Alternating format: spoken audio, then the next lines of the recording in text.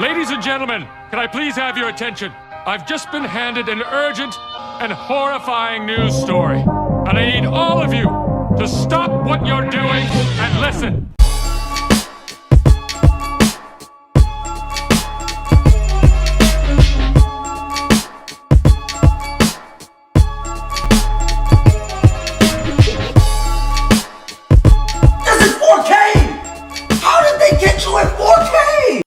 Hi guys, welcome to Court in 4K. This is our first episode and you're joined with Craft the Tafari, your homegirl CJ, Zach. And this is a pod where we talk about anything and everything. And welcome to our first episode. We are at Troopers Fun and Fitness. This is the eHub Lounge where you can come play some very fun games. And yeah, this is the best place to be in Eldoret Town. So our first episode, tumekuwa tukiongea hapa hivi na Zach na CJ. We'll just be discussing kujiuliza. Ni kitu gani unaweza fanya na $1 million? $1 million in this economy is around 152 Kenya shillings. So, Zach, a moral conundrum. Sijui kama moral conundrum depends on you, on where you lie. Ukipata $1 million and someone asks you today, Zach, I know you're first of all, are you straight? So jibu si tumisha kichwa ni acknowledge be straight. What if someone comes up and offers you, but Zach, me honestly I'm a gay dude and now just for a night with you I'm willing to offer you $1 million. Utakubali? Personally, I think unajua hapo sasa I'm put in a position where I'm looking at the money, but then again my moral convictions and my religious convictions, right? Mm-hmm. Because from childhood, these are the things that you know, this is good, this is bad. Asa hiyo pesa 1 million bro, 157 million Kenya shillings.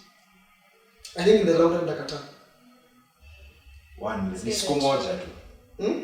Hakuna mtu atajua. Ni siku moja tu. In the long run ndakata, wallahi. Ni siku moja bro. What saizi wewe unajua shida zako, hebu fikiria shida zako zote hizo kuzipa. Wewe unajua shida zangu. Mimi siji in the same situation. Actually kuulize kwanza, wewe unaweza fanya nini na 157 million? 157. Umepatiwa cash.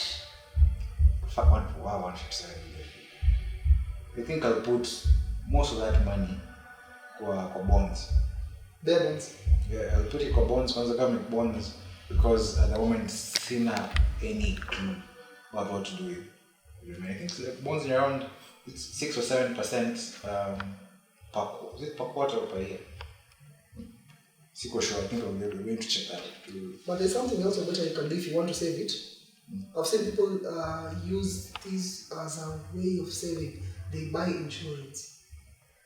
Because if you buy insurance, unasema life insurance. Yes. Yeah. Because the moment you buy no to yeah, you can hata kama ni education or something like that, you have it, but not like health insurance. Health insurance is a whole other conundrum. Yeah, you buy. I've seen people insure the craziest things. Lakini kwa ni serious. Me actually. When the first time umpata na do unafikiria insurance. Me I think is a cheese. Nipigie niambiwe kuna 157 like ngoja before wewe umeshapatiwa choice. Wewe umepatiwa choice. Moral conundrum kwa gani? Like no, we are starting at a really small level. Like wewe ukipatiwa 157 million utafanya nini? Because why should you take this money if you don't exactly know what you're going to do with it? Does not matter. 150 something million matters. What itafanyia kitu. First things first is achieve. Alafu by the time narudi probably nitakuwa tamkia place Bali ama Miami. Because that is a lot of money and it's money I've not even worked for. Like it's money mtu anakuja kukuoffer. But now the twist inakuja the point where you're supposed to decide whether you think about this. Your best friend, because I'm pretty sure they're watching it. So you go with your best friend and someone tells you tupatie No, she comes and tells you yeye ni msick vibaya sana. Na anahitaji 150 million. Over 152 million you got. Nampatia mwanaambia tu pole. What a best friend in bad. You should have put a relative in there. It's a situation. I feel best friend is much closer in terms of for ladies. Really? I don't know. Sister. That's a topic on its own. Okay, sister. Yeah, your sister. Sister is better. Your sister is also a best friend, Yeah. 152 million even. And you check 150, you remain with 2 million only. Ni mgonjwa wapi? Whatever it is, lakini amesema ni 157 million itajika in the next 7 days. Beyond that, tu jamaa ameenda.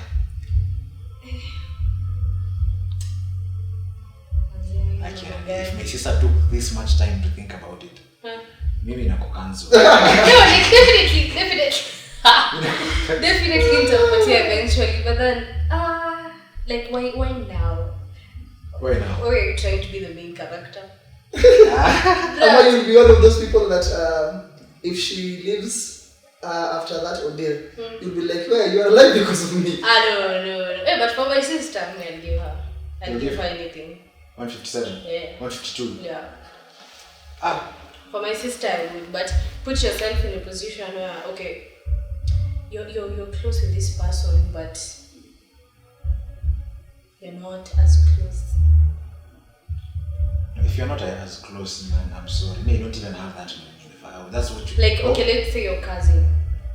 My cousin's smart, they'll just let you. They'll just let you go. Go bad. It was fun knowing you. It was fun knowing you, but keep you in our prayers. We'll keep you in our prayers. Keep you in our prayers. Before you know it, okay, we'll go happy. Why you coming right now? Saizi ndio uko na shida. I have a moral question. Yeah. There's this lady that I saw about. I read about her. She was a waitress. You see how you tip waitresses? So this chick was tipped with a lottery ticket. Yeah. She was tipped with a lottery ticket, and once she was tipped, she scratched that, and guess what? She won $200 million. That's a lot of money, right? Yeah. So the guy who tipped the lady came back to sue the lady for the lottery ticket. Yes. Yeah. Also, crazy twist. In all restaurants, you share tips, right? Yeah. You share tips with whatever you're given. Sometimes, right? It's a moral thing. It's a moral thing. I think but you're supposed to every time. Yeah, but it's an understanding between it's a code. Yeah. So she was put in a very difficult situation whereby all her colleagues and friends came to sue her for their share. What do you mean? But what? Because now that was the initial agreement, which they also went to the extent that they showed in court whereby they have shared all previous tips. So why should this one be different? So if you were in that position, would you give out? Will you give them their share, and will you also give the guy who tipped you the ticket something? First of all, kiendacho kwa mganga. Hakirudi. That's fast things fast. But like genuinely.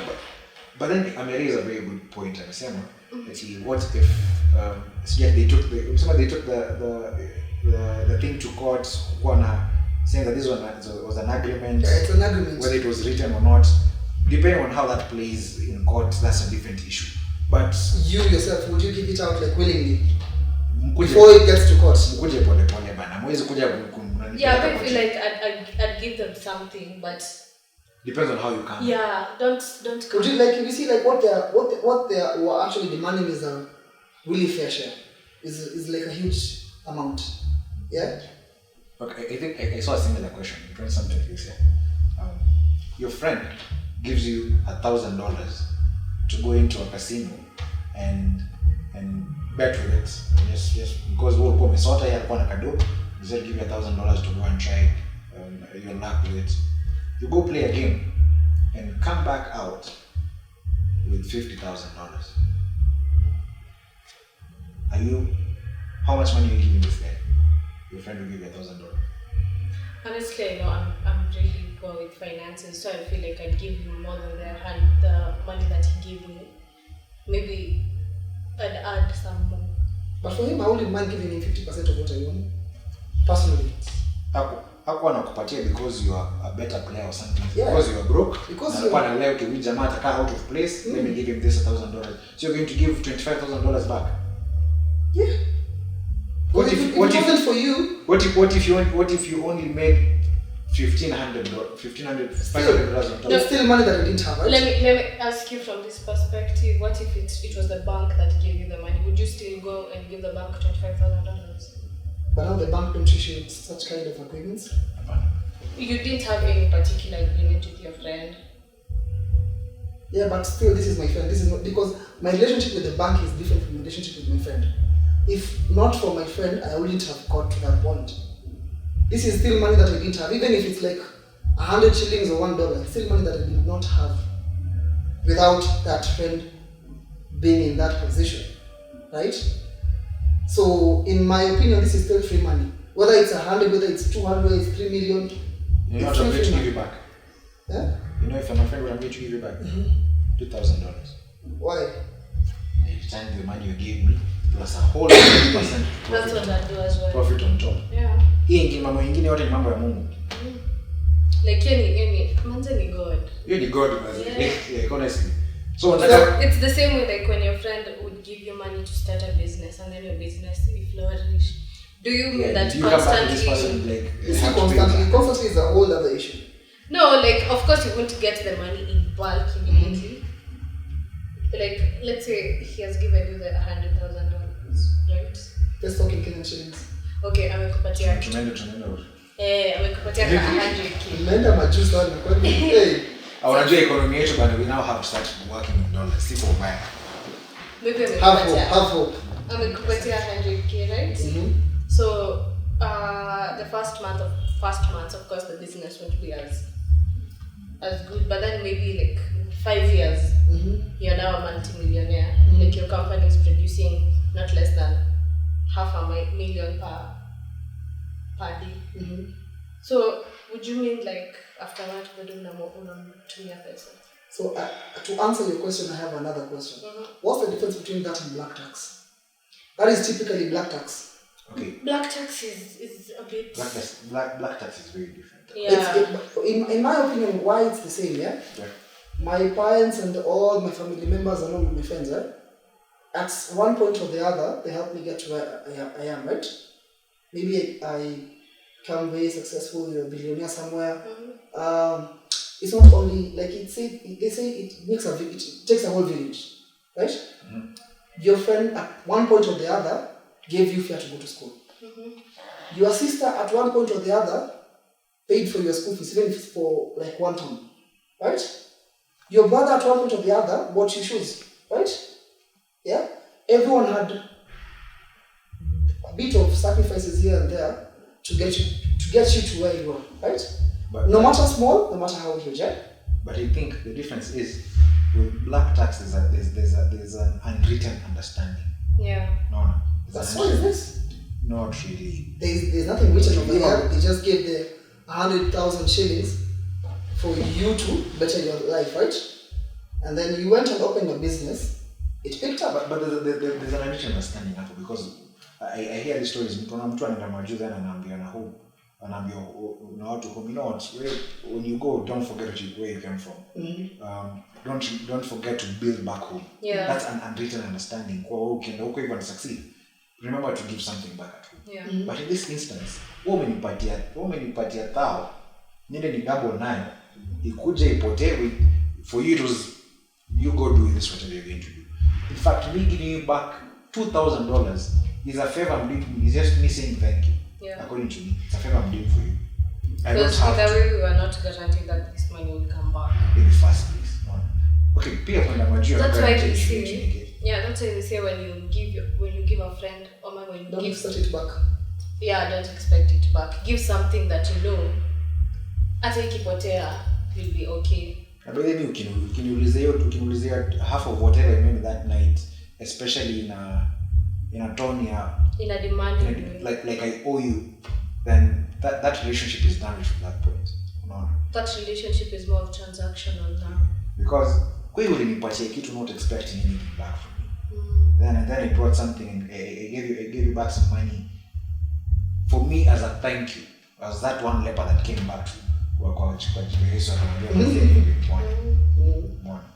but beyond that, I think for friendship it's just like you give something and let it go. But at the same time, your friendships are quite expensive. They're the most expensive relationships you can have with people are friendships. Think about this, right? You want to hang out, spend money. You want to go visit them, spend money. True. You want to ukienda kumvisit ukuji mkono tupu.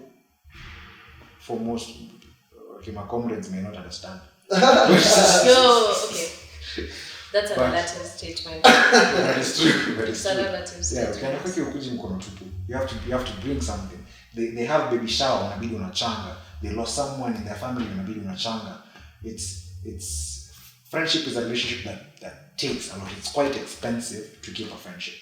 I feel like friendship has taken a very, very different trajectory compared to when you were young and now, because of so many things.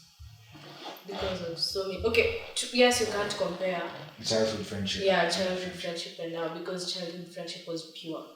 Hata mimi sikuwa najali kama hauna meno, sijui lingolewa meno jana, wewe amka tuende tucheze. But now, like, everything it's quite expensive. Even for younger kids, like I'm seeing even for children who are like 10, 12, because they want to, let me give a good example. Maybe my kid ananiambia anataka kuja e-hub on a certain day. Wakuja sijui swimming, wakuja nini. And then anaambia your kid and your kid wako like, you guys say let's plan. Like the kid won't understand that that's somehow expensive to the parents and to them themselves, because that's a lot of planning, it's robbing them so much. And if you don't come, then you're not cool. Yeah. If you don't come, then should we really hang out with you again? I get that. I was actually about to ask, do you think friendships joy is kind of different like do they not see privilege in someone? No. And do they take it into account when playing with other kids? Do you see kids who are, let's say, privileged, waki segregate kids who are not privileged? Like, we don't want to play with you guys, or something like that. Because I think I saw something like that when I was much younger, where privileged kids will not want to play with other non-privileged kids per se. I think, first of all, it depends with the surrounding. Second of all, it also depends with the upbringing. But now, the upbringing can be overshadowed by the surrounding, so you might not see it per se. Yeah? If you put them on a similar level whereby their finances will not like shout out loud, they won't have anything to like. Hence the reason why actually all private schools don't accept nowadays for you to give your child snacks from home. Yeah. That's the reason why. Because schools realize that we want that level playing, right? Because I'm a kid, I'll be like, okay, this is my break time, right? I'm having some simple 5 shillings biscuits and the leg juice mix, the mixing one, right? That's my break time. That's what I'm taking for break, right? And the kid next to me is playing with some hamburgers over there, some lettuce, some good stuff, yeah? I can't afford what she can afford, right? And that kind of demoralizes me, right? So I am glad that schools put that rule in, because it levels the playing field. I disagree with you. I think it does. How do you disagree? I disagree with you in the sense that me personally I feel kama watu hii wanafaa kujua their economic background or setting mapema. They have to know that this other person would not operate on a similar playing field. But you know, knowing and me Let me tell you, wait, I'm not even done with the explanation, because when we protect kids too much from realities of life, zinakuja zinawapata pale mbele. That's why you find a lot of kids are done with high school and watu wanakuwa suicidal, watu wanakuwa depressed, like, because you take out of account this particular person has no experience knowing that I'm very different from this other particular person. Wale mse hapo anaperform kwa shule. Ujue mse ametoka familia iko na doo mbaya sana. Nyinyi mnaanga mnakula mkate all at the same time. Mmevaa uniform nyinyi wote inafanana. You go to, like, everything seems equal. You as a performing student unatoka pale ndio ukiambiwa kwa your books are going to set you apart and put you on a better path. But in our country we know that's not true. Wale mwanafunzi mwenye hapo ana perform fiti sana comes from rich as family kabisa. You never saw that in school. You see this other person, like, it's like Instagram. Unaona mtu maisha yake yanakaa inasonga mbele kabisa yako isimami, because people protected you too much when you were a child to let you know that, you know what, we are not on the same level playing field on this issue, and you better learn to deal with these issues mapema before once they could deal nazo when you're done with high school. That's very small. Don't you think that's more of upbringing problem rather than a society as a whole? Because it's my responsibility to tell my child what he or she needs to learn, right? Yeah, true. Yeah? It's not the school's responsibility. The school's responsibility is to protect that child's innocence, right? Mm-hmm. It's me to tell my child, you do not come from a rich background. Whoever you think is so and so and so and so, you need to work hard and you need to work smart as well, right? Yeah? Sure. It's me to give my child those skills and that knowledge to prepare them for the future. If that child gets to pass high school and they don't perform in, like, ways that you had expected, it's partly your responsibility, right? This rich kid who should have actually had a very easy life, yeah, and then they go on and have a very shitty life, so to say, yeah. That's hence the reason why they say, I will be a billionaire, my son will be a semi-billionaire, my grandson will be a millionaire, right? Yeah. Because we fail to regenerate that cycle. Very few people have that ability to regenerate that cycle. To add on more, my father told me that something, if your son does not achieve what you have, then you already are failing. It's for you to surpass your father's success, and you have a lot of years to do that. And it's his responsibility to do what? To nurture you in such a way that you'll be like, I was prepared really well for this. You see? But Najua, I think okay, we've gone a little bit technical about it, but going back to that particular point, the point was, I prefer that you know how American school systems, they dress how they dress coming from home. Msata kuja hapo hivyo kuna Nikes, where you have your old, wakati Puma squeeze ziko na zimeanza kwa much better. You get you're rocking Reeboks. Yeah. Msani kuja na the latest Nikes. Like from the get-go, you know that these guys are doing good. I'm not there yet. Yeah. No. I need to work extra hard to be able to become, or to give my children the life that this guy is living. Or me also get to a point where I can wear Nikes as well. No. Like you see this in American school systems.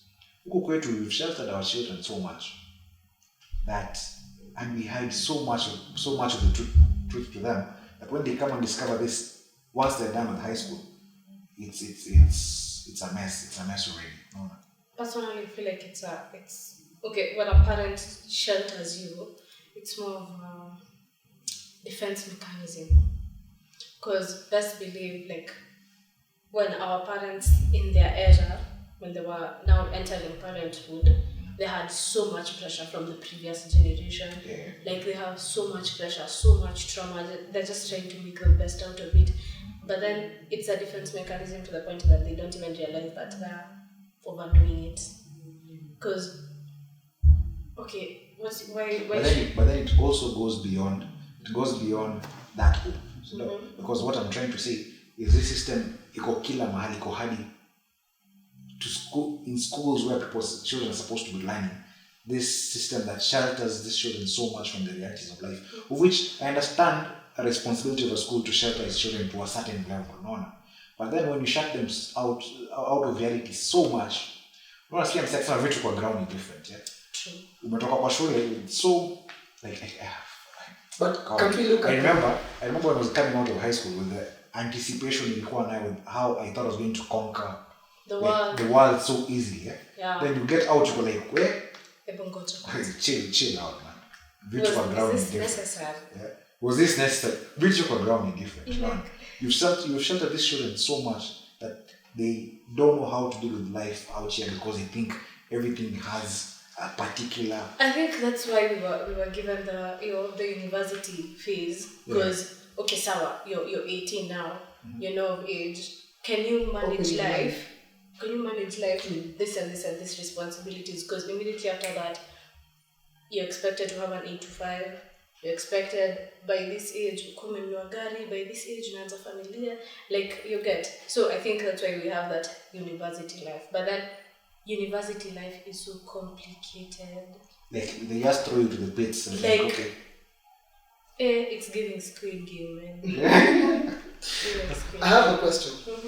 Like with so you two share the same opinion, right? No, mine is actually I'm quite torn. Because pick a side, come on. I can't because me I accept. Okay. I've experienced both sides of the coin. Like I've been on this scale of the rich kid FOMO, and I've also been on this other scale of where we're all neutral, but then there's also some sense of segregation. Yeah. So I'm trying to understand, like, should I really have experienced what you're saying? Was it appropriate to shelter me?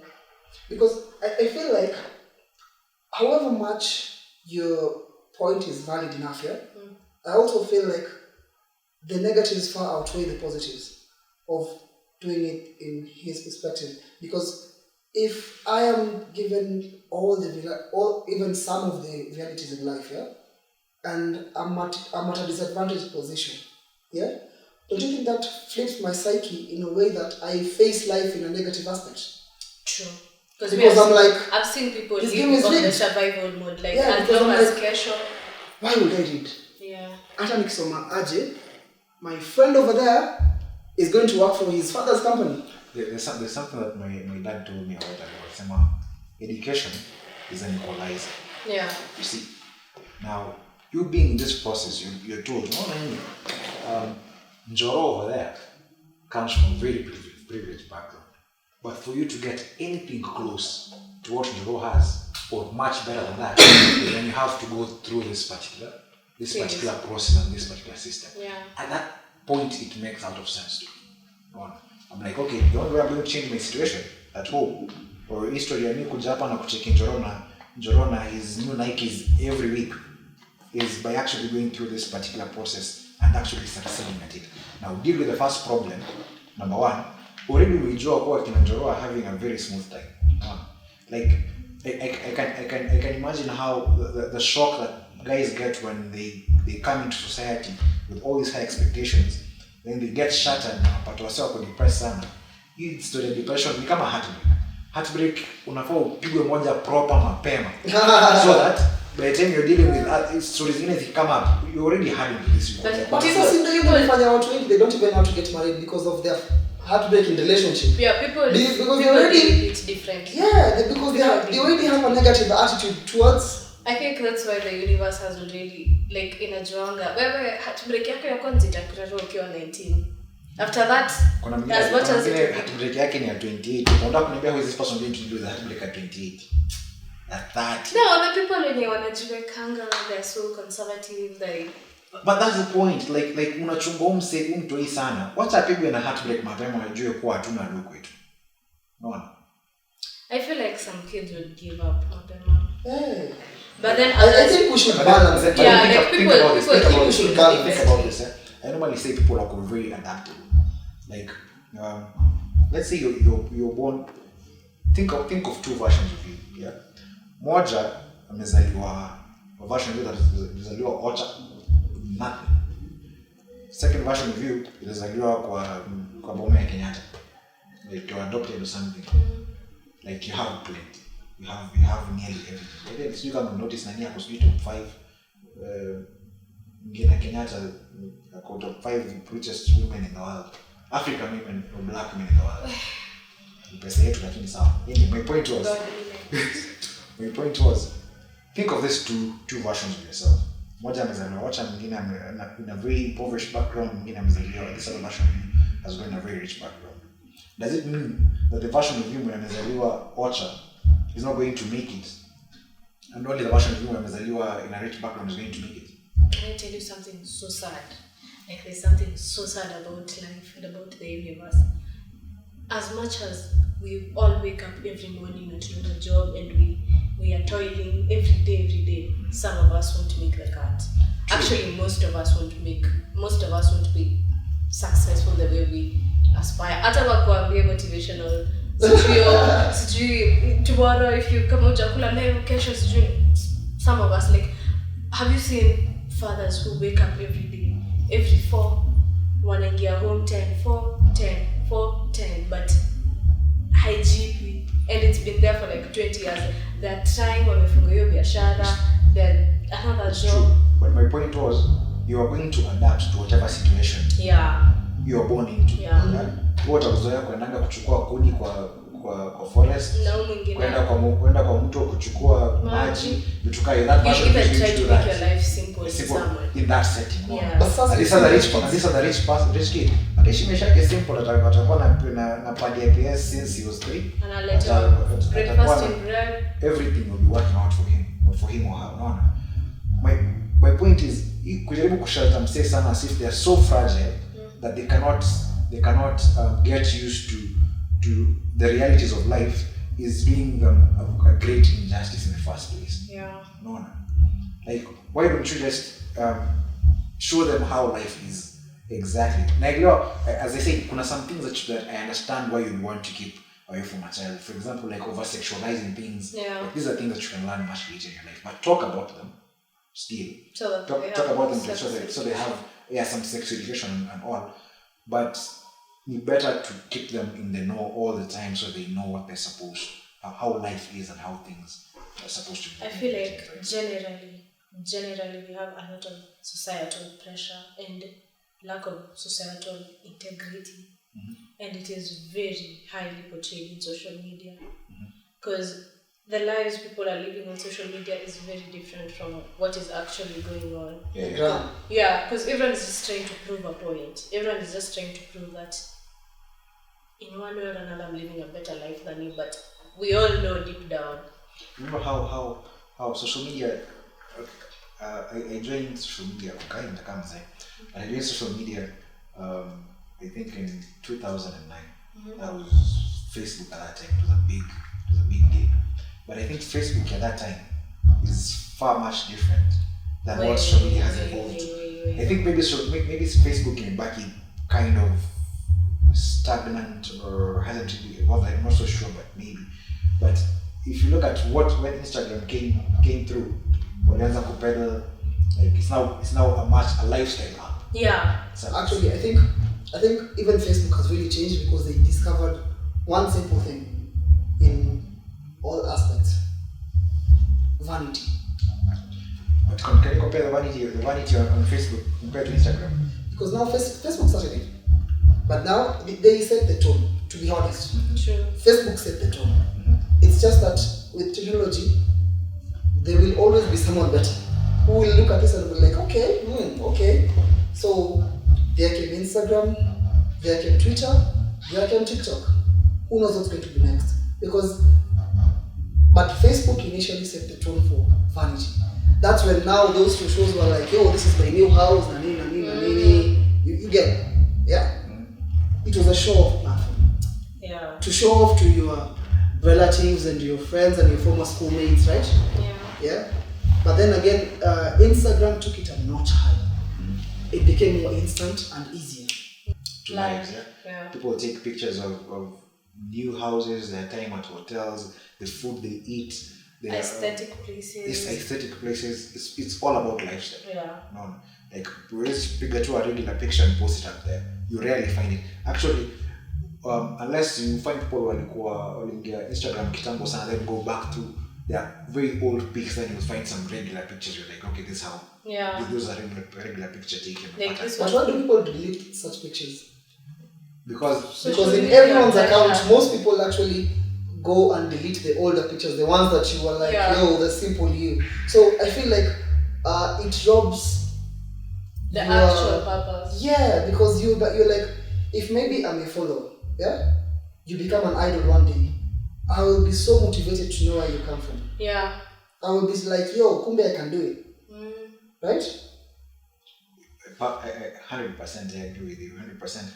Then, for example, me, I took all my photos off my Instagram. And the reason why I did this is because at some point I felt like I'm only waiting for times when I'm in situations that kind of show luxury kidogo to post it. I was like, this is not genuine at all. Actually, I think the most genuine spaces or social media platforms you can find for me is X. X, it's all about what you're saying. It's all about what you're tweeting, what your opinions are about an issue. Yeah. I appreciate what TikTok has done for people who want a space to create.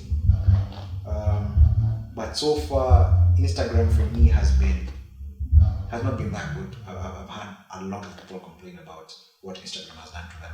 And plus, if going back to that point that I said about kids getting exposed to Marian life mapema, like people are getting depressed just looking at how other people's lives are working out for them. True. Yeah. And maybe it's not even. It might be someone will be faking everything. Yeah, or someone might actually be living that life. But you're getting depressed watching someone else having a life that you do not have. And it goes back to that point. If this kid was exposed to just from the beginning that you're not it. I might be rich. I'm not the richest. We're not the richest in this town. We're not the richest in this neighborhood. We're not the richest people in this country. Unless you're actually it. No. But beyond that, please expose these kids to whatever they need to know about life. Some other people who are doing much better than them. I think funny thing, you just reminded me of this guy.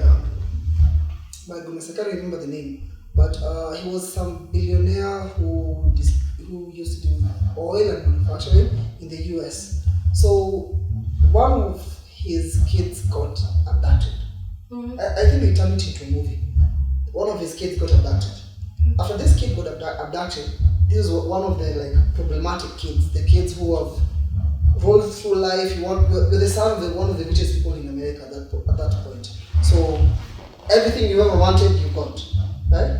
So this kid gets abducted, and the kidnappers send a letter, we are demanding this amount and that and that and that and that. And the dad sees it and be like, okay, calls the newspaper and says like, can you publish a reply for me? Do you know what he published? Not a single cent. I have other sons. I will survive. Not a single cent. I have other sons. I'll be okay. At the end of the day, he's not even the smartest. He's not even the most good looking.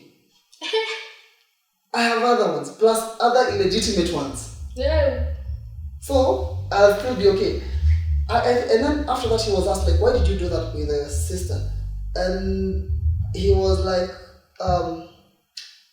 this child needs to learn there is more about my money. He needs to learn to...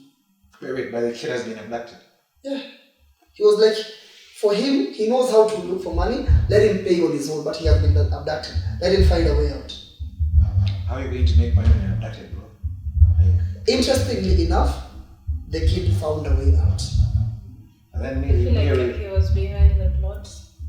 But if it's not, but if the plot man uses me and my dad, just told me that stay up with it. We're not having a family meeting in the future or in your deathbed to discuss the I was wrong about it. But you're the one saying the kid should love. No, but this is a whole different meaning. I'm abducted. I'm abducted. See, the dad was actually serious. Me I support the dad. Because you can't be eating my money, bro. I'm abducted, I'm eating your money. Kidnapiwa kwa tamasha. Ulikuwa unafanya nini? Ulikuwa unafaa kwa huko. Ulikuwa kidnapiwa kutoka tamasha. Yes, so umesema mtu alikuwa place hapo anafaa kwa. He was like chopping money vibaya sana. Vibaya sana. Like he was wasting it. Yeah. So it so happened he was a target. I'm going to bail you out. I'm going to like unless I make that statement purely tactical in a purely tactical manner, so that kidnappers work or notice that I don't attach any value to you, so I don't use you as for ransom. No, this guy was dead serious. This guy was dead serious. In fact, like the kidnappers read it and they were like, hey, Baba kupendi. Your dad doesn't love you. Yo. Like no one expected that to happen. Like that was a crazy plot twist on my this video that has been trending that umekidnapiwa alafu unaona gari ikipita imeandikwa kwa heri Kenya. Unasema thanks man.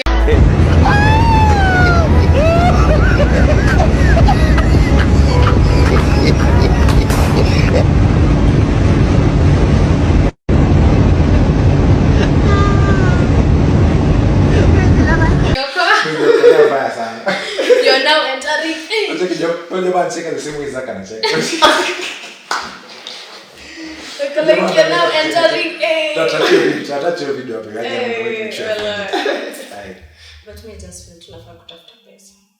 Ama tuende penye these billionaires are, so that you don't have to put your child in that position. Someone asked me what do you mean go to where this billionaires are?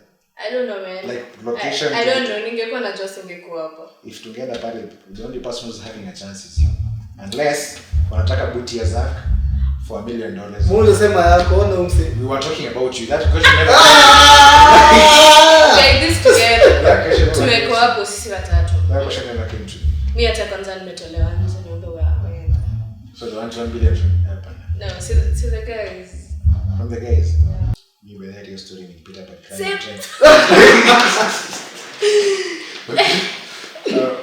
kuna pale nimepotea man. Just like people are at 5 point something m to see. That is it. But they were talking about money so much. We're about Mungu. We're talking about money so much. You can imagine saying I think this year been the brokest. Even though like wakema alikuwa anaongeanga. Yeah. Anaongeanga kwa class ni botu okay. Boring. That's the last thing I had. Boring is my name. Fuck, just your part of cut off can combine. But I was poor again. Anyway, as we were discussing about this earlier, maybe this has been my brokest year. Man, tangu manzi wetu fulani aingie. Things are not thinking. Mambo yendi man. Imagine a kid told me that today.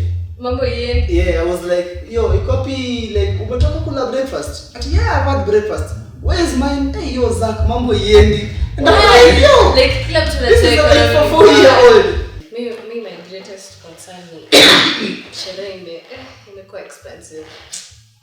Sherehe imekuwa expensive. Look at these people. People don't have food and you are complaining about sherehe. Wait, sherehe is what ni kama panya kikuuma. Alafu ipulize. Hiyo part na pulize ndo sherehe. Like that's what we are holding on. That's the only thing we are holding on to. They don't have food. Economy na yani the government is basic needs, clothing, and you are complaining about that is the bite. That is the bite. Wanasemanga God gives what battles to the strongest people, depending on how strong you are. Like God will give you a battle depending on how strong you are. Okay, that's not relevant. I understand that people are actually suffering. That's actually very sad. Because why isn't our government? Why isn't our government? But don't you think if you can afford Sherehe, then you're at a better place than most Kenyans? How do you know to afford? How do you know? Maybe. Well, but I'm sure to end out in man, it was during game night. How many weeks ago? Like literally? It's heading to like a month or something. Yeah, a month literally. So a month bila sherehe you. And last year, best believe, hata ningetoka home na thao ningerudi na I think 1500. Hapana, that's a different story. That's a woman's experience. Hey. That's a woman's experience. No. That is a woman's experience. That is a woman's experience. Simulax. But you have multipliers in your pocket. It's like the Lord provides, man. As you go out for drinks, you come back with more money. But that's a woman's experience, man. Not every day though. That's a woman's experience. Me less when tender out. Unajua hiyo ni. Na nirudi na do. I'll be going back to the same spot every time. Every time because that's only a woman's experience. No, see it as a unless Zaka ameenda kuuza. wewe amekutaka sana nini unachanya misi. Hey, what's up? It's on a light note. It's on a light note. Yeah, anyway, I feel like life is getting insanely expensive. Insanely. Do you know it's very if a public or a society has afford sherehe, whatever sherehe means for them. Yeah. That society is going to blow up one way or another. Yeah. Because that's the only way you let out. Yeah. Too much pressure. But I feel like this year kuna watu wamekuwa tuna nyota na kama hauna nyota hauna. Like people, some guys are prospering and then others are going on the opposite direction. Like there's no in between. Either unateseka ama uteseki. So the gap is becoming wider. Yeah, between rich and poor is it's widening. Yeah. Yeah. Which is because if you actually go to Elgon View, I think you'll find a lot of houses being built, and these are houses that cost about approximately 9 to 20 million. Those are the people that you elected on October 9. Not everyone over there is a politician. Yeah, I'm just saying. But we live in Kenya. But not everyone. Not everyone who's making it is the politician. Let me finish. Not everyone who's making it is the politician. Let me finish. Those are the people that you elected on August 29th, something like that. I don't know. Those are the people that you elected up here, na vibaraka wao, who have now gotten into positions where they can loot your money to build those mansions as baraka. Why can't we really do anything about it? What is holding us back? I disagree with the society, as I told him. But anyway, we'll send me any topic another day we're going to discuss it. We'll talk about that. But I'm willing to bet. I understand that there's some people who are making genuine. A lot. Skatai. I feel like most of them are women. What do you want? You feel like you want most of them to be, like I want most of them. You want most of them to be. Okay, those that have come across, most of them are women. Receipts zinaenda against whatever you're saying, man. No, I'm saying like because tuanze tu Waiburu na wale mama baba wetu kwa magunia. One of the biggest scandals in this country. Listen, when it comes to morality, there's no way that utasema women are better at it or something. No, okay, now. Because actually like, women are better liars. So women are better liars. So you can still lie about it better than a man. I think what argument ningechukua much better than whatever you say is that men are in positions where corruption is easy. Is much easier than women are. No. Yeah, I think that's reasonable. But if women get there, there'll be better thieves. Remember when Campbell was watching the debate here, I think it was vice president debates or something, and Martha Karua just started accusing Gachagua of corruption. Then Gachagua hit back on the story BAT, British American Tobacco. Yeah, she's involved in that particular case. That's having like, oh, mimi ni mama, Pigie kura mama, plus blah blah blah blah blah. But she's also involved in those kind of things. So I don't think that, especially with our politicians, what any trash from Kwanzaa juu mpaka chini. But again, there are faults of our electoral system. I think we're going to discuss this issue in another topic. Yep. Another episode, yeah. Yeah. So I feel like we've covered most of the things today. We've covered most of the things today. Yeah. Because to a natural end. Yeah. Thank you for joining us for our first episode. It's been quite a roller coaster. We're sorry it took so much time to give you this particular episode. It was honestly, we had to reshoot it because the first one had a couple of technical issues, so we had to do it again. So I think for those of you who watched snippets of our first episode, will have told that we're not in this particular setting. But yeah, we got you a very good one this time. Hope you loved it, and you're going to join us on our next episode. Bye. See ya.